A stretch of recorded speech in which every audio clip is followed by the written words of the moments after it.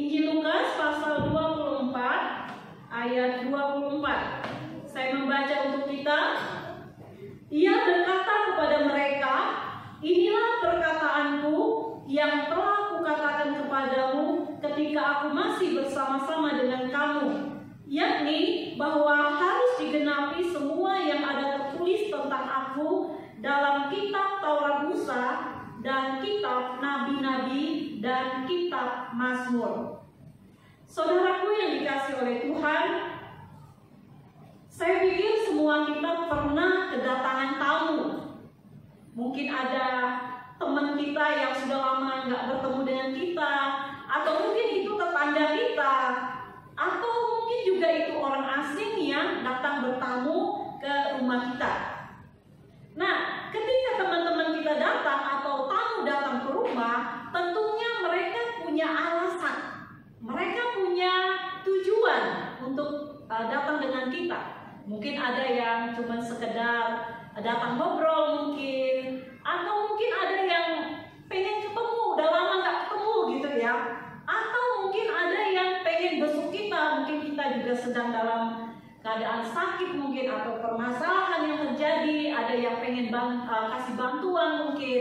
Jadi ketika tamu itu datang, alasannya itu berbeda-beda ya, bermacam-macam. Nah, ketika Tuhan Yesus datang ke dunia ini 2000 tahun yang lalu, dia datang mirip seperti seorang tamu yang berkunjung ke rumah kita atau yang datang ke rumah kita. Jika seorang datang dengan berbagai alasan atau tujuan ke rumah kita, maka Yesus pun datang dengan berbagai alasan untuk bertemu dengan umatnya, yaitu kita.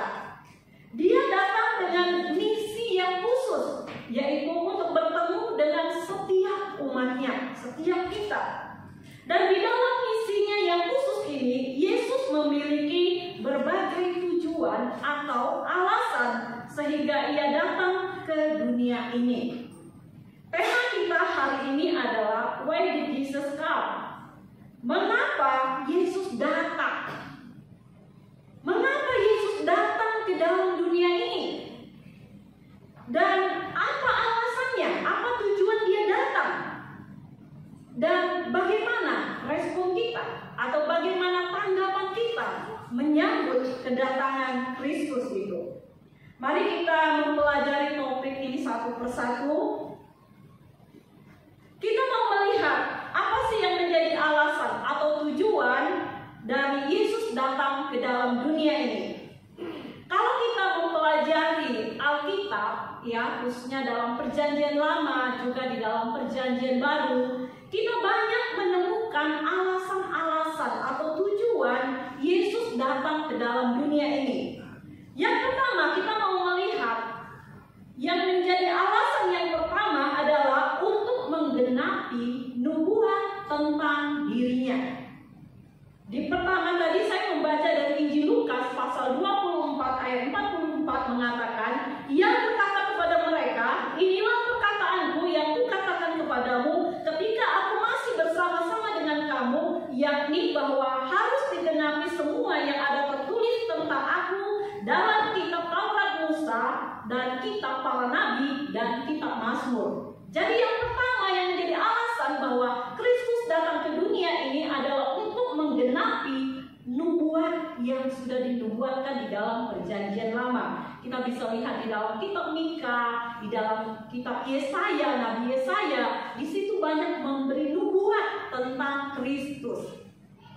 Berdasarkan ayat ini, semua yang tertulis tentang Yesus dalam kitab Nabi Musa, para nabi, serta kitab Mazmur harus digenapi. Itu artinya bahwa soal kedatangan Kristus sebagai Mesias sudah lama dinubuatkan di dalam Perjanjian Lama. Tulisan atau catatan tentang kedatangan Tuhan Yesus itu sudah diketahui oleh orang-orang yang hidup pada zaman Perjanjian Lama. Khususnya nubuatnya di dalam Nabi Mika dan Yesaya ya. Ini adalah nubuat yang sering kita dengar ketika kita dalam perayaan Natal di bulan Desember. Karena itu untuk menggenapi semua nubuat itu, maka Yesus harus datang. seandainya Yesus tidak datang, bagaimana tanggapan kita? Mungkin orang akan berpikir bahwa Tuhan Yesus adalah Tuhan yang mengingkari janji. Atau mungkin kita akan berkata, dia adalah Tuhan yang berbohong atau Tuhan yang menipu kita. Tetapi tidaklah demikian. Tuhan kita adalah Tuhan yang berpegang kepada janjinya. Sehingga Yesus akhirnya menggenapi semua yang sudah dinubuatkan tentang dirinya, yang sudah tertulis di dalam perjanjian lama. Bapak Ibu yang dikasihi oleh Tuhan, alasan yang kedua adalah untuk menggenapi kasih Allah kepada manusia. Untuk menggenapi kasih Allah kepada manusia, kita bisa baca dari Injil Yohanes 3 ayat 16. Ini adalah ayat yang dari sejak anak sekolah minggu kita udah hafal ayat ini ya. Karena begitu besar kasih Allah ke dunia ini, sehingga Ia mengaruniakan anaknya yang tunggal, supaya setiap orang yang percaya kepadanya tidak binasa, melainkan beroleh hidup yang kekal. Kita semua tahu bahwa ayat ini berbicara tentang kasih Allah yang besar, ya, kasih Allah yang besar yang diberikan untuk manusia. Tetapi kalau cuma kata-kata doang, ya tidak ada artinya. Kita bisa melihat bukti bahwa ketika Tuhan berjanji akan memberikan juru selamat, akan mengasihi dunia ini, dan Ia menggenapinya. Jadi dari janji dan ini tindakannya sudah menjadi nyata. Bapak Ibu yang dikasihi oleh Tuhan, di sini Tuhan kita tidak omong kosong, tetapi Dia buktikan dengan memberikan anaknya yang tunggal, yaitu Tuhan Yesus Kristus. Tuhan mengutus Yesus ke dunia ini itu bukan perkara yang gampang, bukan perkara yang mudah. Sebab konsekuensinya bahwa Yesus harus menderita, Yesus harus disalibkan, Yesus harus dimatikan di dunia ini.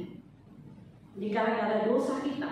Bagi Tuhan, kematian Yesus di dunia ini semata-mata adalah untuk menyatakan kasih Allah yang besar itu untuk kita. Dalam kasus ini, antara perkataan dan perbuatan itu adalah satu. Jadi ketika Tuhan berjanji dan dia tidak mengingkari janji, dia melaksanakannya, itu berarti sejalan dengan apa yang Tuhan sudah nubuatkan di dalam perjanjian lama. Banyak orang di dunia ini antara perkataan dan perbuatan sering berbeda, ya. Sering kita berjanji tetapi kita sulit untuk menggenapi atau untuk menepatinya. Tetapi janji Tuhan dan tindakannya adalah satu. Jadi Tuhan sudah menggenapi apa yang Dia sudah janjikan kepada kita. Perkataan dan perbuatannya sejalan. Yang ketiga adalah untuk menyatakan jalan keselamatan buat kita. Sebelum kita mengenal Tuhan, pasti kita semua tidak tahu jalan keselamatan itu ada di mana.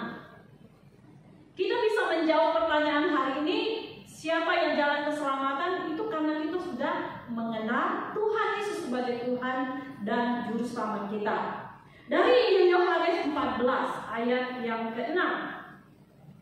Kata Yesus kepada mereka, "Akulah jalan dan kebenaran dan hidup. Tidak ada seorang pun yang datang kepada Bapa kalau tidak melalui Aku." Ini yang ngomong ini adalah Tuhan Yesus. Tuhan Yesus berkata bahwa Akulah jalan dan kebenaran. Jadi Tuhan Yesus datang ke dunia ini ingin menunjukkan jalan keselamatan itu hanya melalui Dia. Di dalam Kisah Para Rasul juga menyatakan bahwa di bawah kolong langit ini tidak ada nama lain yang diberikan kepada manusia yang olehnya dia diselamatkan. Jadi ayat ini menyatakan bahwa Yesus adalah jalan keselamatan itu. Setelah manusia Adam dan Hawa jatuh ke dalam dosa, maka sejak itulah manusia berusaha mencari jalan keselamatan. Dia mencari jalan untuk keselamatan dirinya sendiri.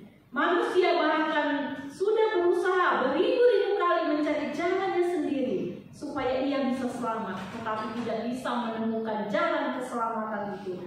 Tetapi tidak ada satupun usaha manusia yang Tidak ada satupun jalan yang bisa membawa kita sampai kepada Allah. Dari kitab Amsal, di sini menjelaskan bahwa semua jalan manusia itu menuju maut, menuju kematian, menuju kepada kebinasaan. Dan di ayat lain juga mengatakan bahwa kita semua sesat seperti domba. Kita nggak bisa temukan jalannya. Jadi ketika Kristus datang, Dia ingin menunjukkan siapa sih jalan keselamatan itu. Sehingga hari ini saya dan saudara bisa menemukan jalan keselamatan itu. Kita bersyukur kepada Tuhan. Melalui kedatangan Kristus ke dalam dunia ini, Dia memberikan jalan keselamatan kepada kita.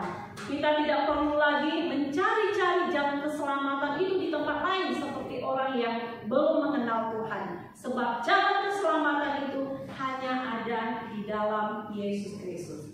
Sebab Dialah jalan, kebenaran, dan hidup. Tidak ada seorang pun sampai kepada Bapa kalau tidak melalui Dia. Jikalau hari ini engkau belum menemukan jalan keselamatan itu dalam hidupmu, datanglah kepada Yesus. Dia yang akan memberi keselamatan kepadamu. Dia yang akan mengampuni segala dosamu.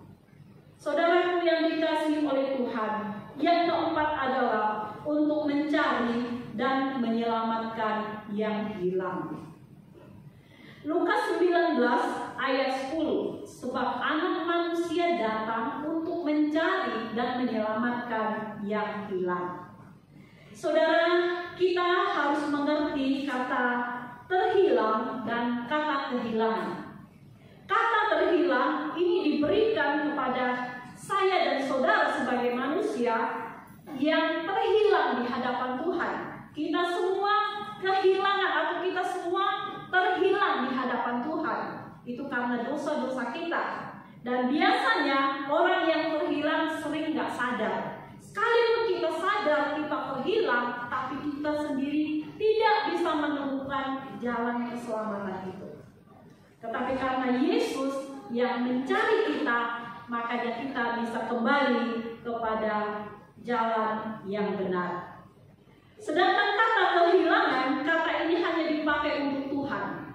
Tuhan kehilangan umatnya, ya, yaitu kita, sehingga Dia datang ke dunia ini mau mencari kita, ya, karena kita kehilangan, karena Dia kehilangan kita maksudnya. Dia kehilangan kita. Jadi Dia ingin mencari kita sampai Dia menemukan kita. Orang-orang yang sudah dipilih oleh Tuhan sebelum dunia dijadikan, saat ini masih banyak yang terhilang. Karena itu Yesus datang untuk menemukan, untuk mencari, untuk menyelamatkan umatnya yang sedang terhilang. Oleh sebab itu kita bersyukur, sebab kita yang dahulu tersesat, kita yang dahulu terhilang di hadapan Tuhan, oleh karena dosa kita, sekarang kita sudah ditemukan dan kita sudah diselamatkan dan kita sudah menjadi umat Tuhan. Yang kelima adalah untuk menebus kita dari hukuman dosa. Galatia 4 ayat yang kelima, Ia diutus untuk menebus mereka yang takluk kepada hukum Taurat, supaya kita diterima menjadi anak. Tujuan Kristus datang ke dunia ini, Dia ingin menebus kita kembali. Dia ingin mengambil kita kembali. Yang tadinya kita siap dihukum, sekarang Dia tebus kita dengan darahnya, sehingga kita terlepas dari hukuman dosa. Alasan yang kelima ini adalah bagian yang tersulit yang Yesus kerjakan bagi saya dan saudara. Dalam bagian ini Yesus harus mati di kayu salib untuk menebus jiwa kita yang terancam mati, yang dihukum. Ada satu harga yang begitu mahal yang harus dibayar oleh Yesus demi menebus saya dan saudara. Ia harus menghancurkan tubuhnya. Dia harus menumpahkan darahnya agar saya dan saudara dibebaskan dari hukuman dosa. Inilah alasan utama mengapa Yesus harus datang ke dunia ini, supaya Ia bisa mati untuk menebus kita. Alasan yang baginya. Yohanes 15 ayat 16 bagian A menyebutkan, bukan kamu yang memilih aku, tetapi akulah yang memilih kamu. Efesus 1 ayat 4 mengatakan, sebab di dalam Dia Allah telah memilih kita sebelum dunia dijadikan, supaya kita kudus dan tak bercacat di hadapannya.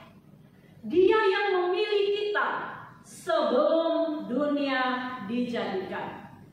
Tuhan Yesus datang untuk menghimpun satu umat pilihan bagi Dia. Semula Ia memilih bangsa Israel, tetapi karena bangsa Israel telah gagal, maka Ia memilih satu umat pilihan dari segala suku bangsa. Jadi hari ini kita bersyukur kalau kita menjadi umat pilihan Allah. Dan Yesus datang secara khusus, secara eksklusif, hanya untuk memilih siapa yang Dia mau pilih untuk menjadi umatnya. Ia ingin bersekutu dengan umat pilihannya, dan Ia ingin menjadi Allah kita. Ia ingin disembah, Ia ingin ditinggikan oleh semua umat pilihannya. Ini adalah alasan yang keenam, mengapa Ia harus datang ke dunia ini, supaya kita bisa mengenal Dia, supaya kita bisa bersekutu dengan Dia, bisa bersekutu satu sama lain antara sesama kita yang mengenal Dia, dan kita berelasi dengan Dia di sepanjang hidup kita.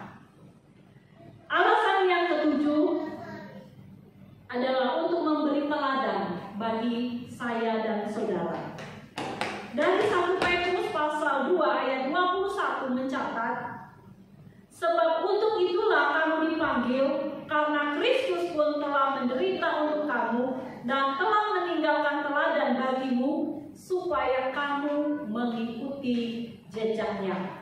Yesus datang ke dunia ini untuk memberikan teladan bagi saya dan saudara. Seandainya Kristus tidak pernah datang, maka kita juga tidak pernah tahu bagaimana cara kita hidup berkenan di hadapan Allah. Justru karena Yesus pernah datang dan meninggalkan teladan bagi saya dan saudara, maka kita akhirnya mengerti, kita memahami bagaimana kita harus hidup berkenan di hadapan Tuhan setiap saat. Tidak hanya itu saja, teladan yang Yesus tinggalkan itu juga menuntun kita tentang bagaimana cara kita berjalan mengikuti Yesus. Sebab di dalam teladan ini terdapat jejak-jejak kaki Yesus yang harus kita ikuti, yang harus kita teladani, sehingga kita tidak mungkin tersesat lagi, karena Yesus memberi teladan bagaimana hidup berkenan di hadapan Allah. Jadi inilah 7 alasan mengapa Yesus harus datang ke dunia ini. Yang pertama, Dia menggenapi semua nubuat tentang dirinya, menyatakan kasih Allah kepada kita, menunjukkan jalan keselamatan buat kita, mencari dan menemukan kita yang terhilang, dan untuk menebus kita dan menghimpun kita untuk menjadi umat pilihannya, dan memberikan satu teladan bagi kita bagaimana kita harus hidup berkenan, hidup kudus di hadapan Tuhan. Saudaraku yang dikasih oleh Tuhan, kita melihat alasan atau tujuan Tuhan Yesus datang ke dunia ini. Yang kedua, kita mau melihat bagaimana seharusnya sikap saya dan sikap saudara menyambut kedatangan Kristus ke dalam dunia ini. Ada beberapa sikap yang benar dalam menyambut kedatangan Kristus ke dalam dunia ini. Seperti hari ini kita semua merayakan Natal. Di WA, di dunia maya, ya, kita menemukan begitu banyak ucapan selamat hari Natal dan lain sebagainya. Tetapi bagi kita orang yang mengenal Kristus, kita melebihi dari ucapan, sekedar ucapan. Jadi kita akan mempelajari bagaimana sikap kita menyambut Sang Juru Selamat yang datang ke dunia. Yang pertama, kita harus menyambut Dia dengan penuh iman. Kita dengan penuh iman atau dengan percaya. Tidak ada satu manusia pun di dunia ini yang ketika sudah dinubuatkan tentang dia. Namanya siapa, nanti kelak dia akan jadi apa, pekerjaannya nanti apa, tidak pernah terjadi. Dokter hanya bisa memberi informasi bahwa anak ini akan lahir lagi dalam 2 hari dan seterusnya. Tetapi lebih dari itu tidak pernah dokter bisa memberi informasi yang melebihi itu. Tetapi kalau kita melihat kelahiran Tuhan Yesus, ya, nubuat tentang Yesus ini sangat lengkap diberitakan, ya. Siapa dia nanti, dia akan bekerja seperti apa, tujuan kelahirannya apa, dia akan menjadi apa, dan seterusnya. Ini begitu hebatnya tentang kelahiran Tuhan Yesus. Yesus sebelum lahir, ribuan tahun sebelumnya sudah ada yang menulis tentang dia. Sehingga di dalam kitab Yesaya dan Mika kita menemukan bahwa dia disebut Raja Damai, dia disebut penasehat yang ajaib, dan seterusnya. Ini adalah nubuat atau tulisan yang sudah dituliskan ribuan tahun sebelum Tuhan Yesus lahir. Untuk apa dia lahir? Apa yang akan dikerjakan? Apa yang menjadi tujuan kedatangannya? Sudah dicatat dan sudah digenapi. Dan begitu Yesus lahir, ia menggenapi persis seperti apa yang tertulis tentang dia. Karena itu kesimpulannya adalah Yesus bukanlah manusia biasa seperti saya dan saudara. Dia adalah Allah 100%, Allah yang menjelma menjadi manusia yang hari ini kita boleh rayakan hari kelahiran Yesus. Dia sudah ada sebelum dunia ini dijadikan. Karena itu kita harus menyambutnya dengan penuh iman dan dengan penuh kepercayaan bahwa dia adalah Allah yang menjelma menjadi manusia. Sebab dia adalah Sang Mesias yang telah dijanjikan itu untuk menyelamatkan umat manusia. Karena kalau engkau tidak menyambutnya dengan penuh iman, maka itu berarti engkau menganggap Yesus itu adalah manusia biasa seperti kita, padahal dia adalah Tuhan dan Juru Selamat kita. Respon yang kedua adalah kita harus menyambut dia dengan penuh kasih. Penuh kasih. Yesus diutus ke dunia ini karena dorongan kasih Allah yang begitu besar untuk manusia. Dan yang menjadi sasaran utama kasih Allah itu adalah diri kita. Kita manusia yang adalah ciptaannya, yang sudah terhilang di hadapannya. Kitalah yang menjadi sasaran kasih Allah itu. Bapak Ibu yang dikasih oleh Tuhan, Allah begitu mengasihi saya dan saudara. Dengan cara apa kita membalas kasih Allah? Seharusnya kita bersyukur karena dia yang terlebih dahulu mengasihi kita. Seharusnya kita menyambut dia dengan penuh kasih. Kasih Allah itu tidak bisa dibanding dengan kasih apapun yang ada di dunia ini. Tetapi sebagai orang yang sudah dikasihi oleh Tuhan, kita harus mengasihi dia, menyambut dia dengan penuh kasih.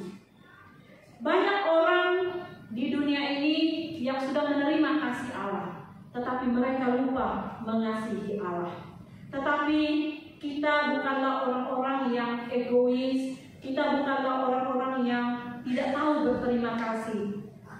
Kita adalah umat pilihan Allah yang sudah menerima kasih Allah. Mari Bapak Ibu Saudara, saya ajak kita untuk menyambut Tuhan dengan penuh kasih.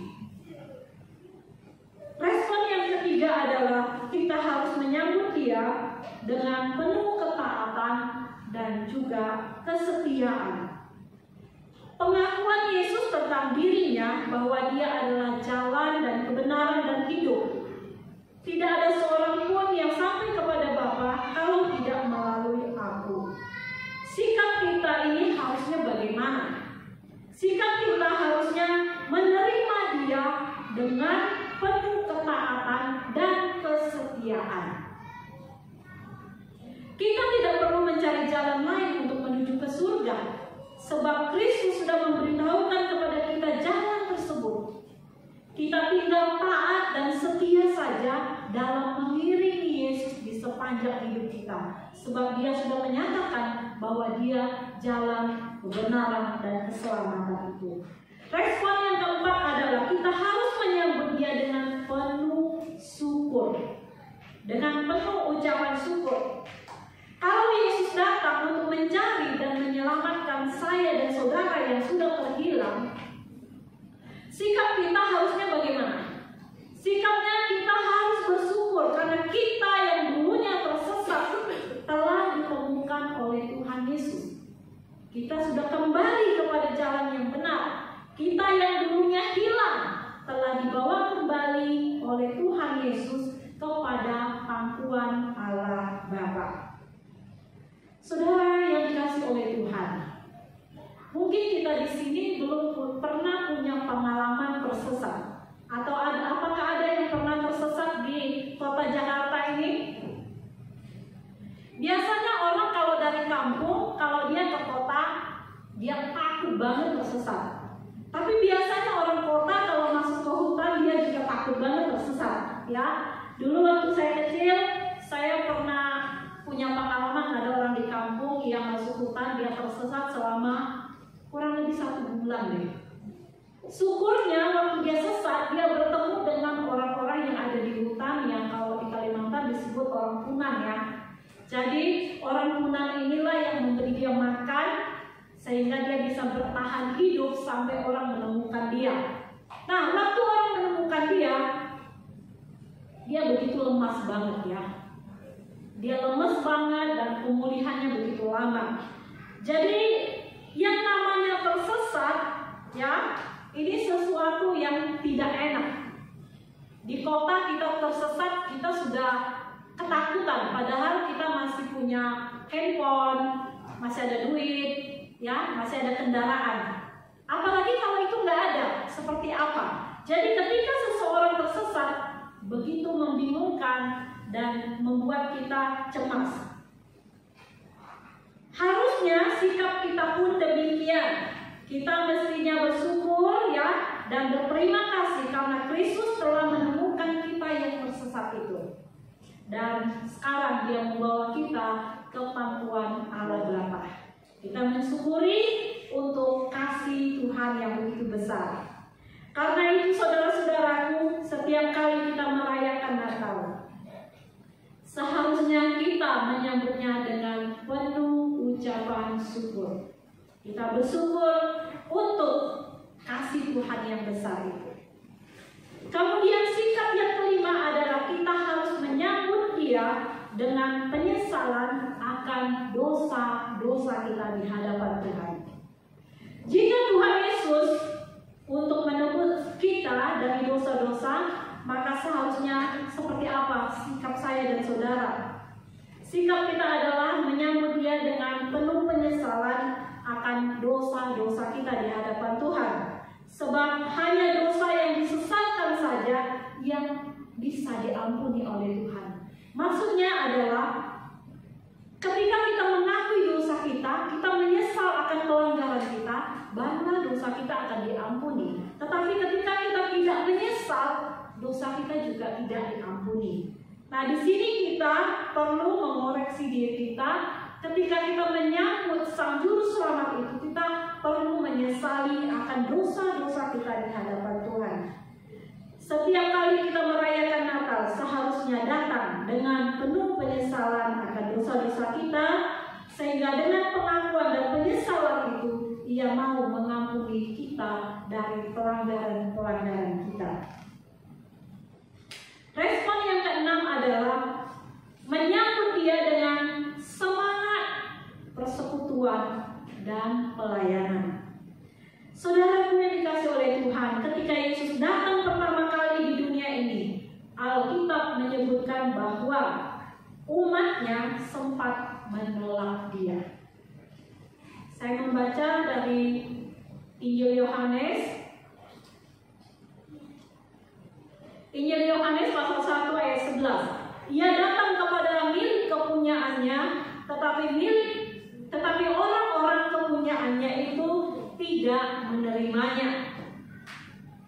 Kita dan jangan sampai mengulangi kesalahan umat Tuhan pada abad yang pertama, yaitu mereka menolak kedatangan Kristus. Kita semestinya menyambut kedatangan Kristus itu dengan semangat persekutuan dan juga pelayanan. Baik persekutuan kita di gereja dan juga persekutuan kita secara pribadi dengan Tuhan. Makin kita sering merayakan Natal, kita mestinya semakin giat beribadah, semakin giat berkomunikasi, berelasi dengan Tuhan, dan juga dengan saudara-saudara kita yang ada di dalam gereja.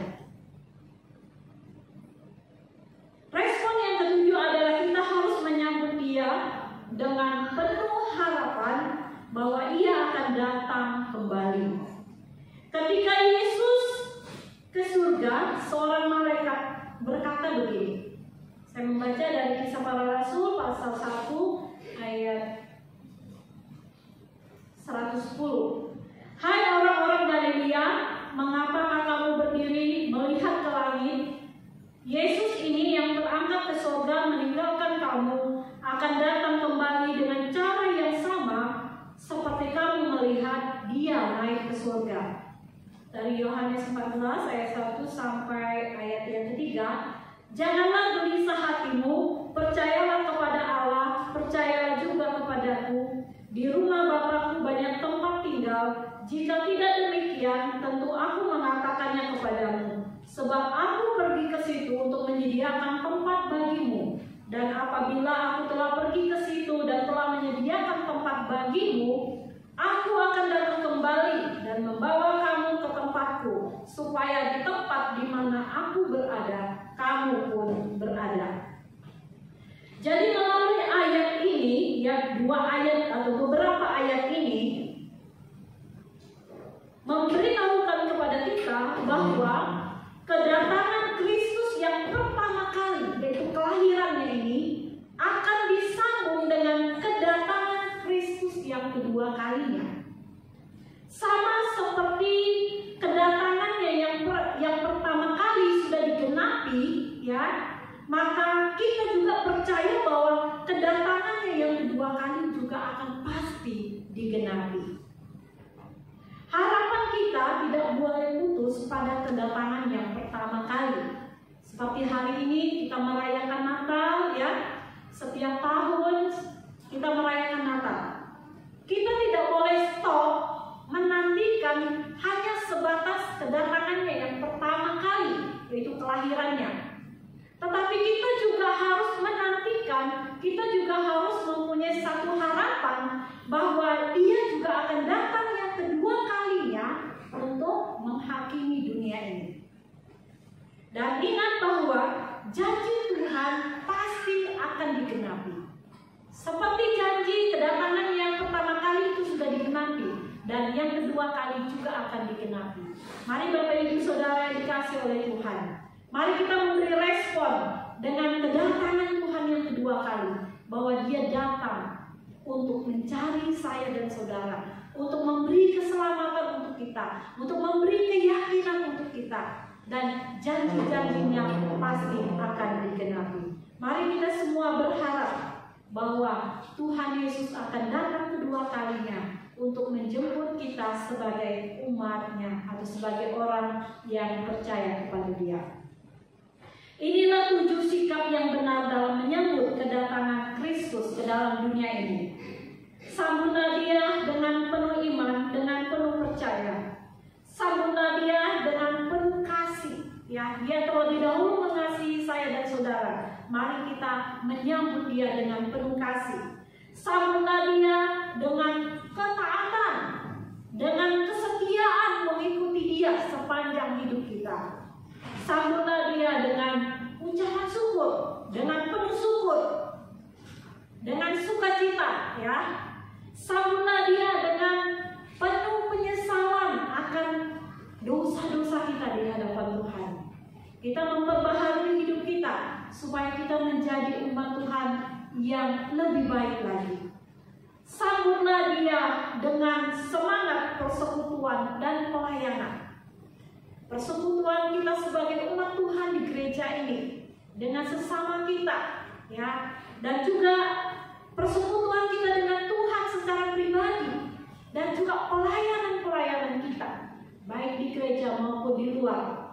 Mari kita tetap memberi pupuk semangat itu, agar kita selalu kompak, ya, kita bisa bersama-sama menjadi umat Tuhan yang setia. Yang ketujuh, sambunglah dia dengan satu harapan, bahwa Yesus yang sudah datang ke dunia ini, dia tidak akan mengingkari janjinya. Dia akan datang kedua kalinya untuk menjemput saya dan saudara sebagai umat pilihannya. Dan kita semua menantikan janji Allah yang sungguh pasti itu. Bapak Ibu yang dikasihi oleh Tuhan, kiranya di suasana Natal ini kita semua disegarkan iman kita, boleh bertumbuh, dan biarlah damai sejahtera, sukacita yang daripada Tuhan itu yang akan memenuhi hati dan pikiran kita setiap saat dan sepanjang tahun yang akan kita jalani kelak.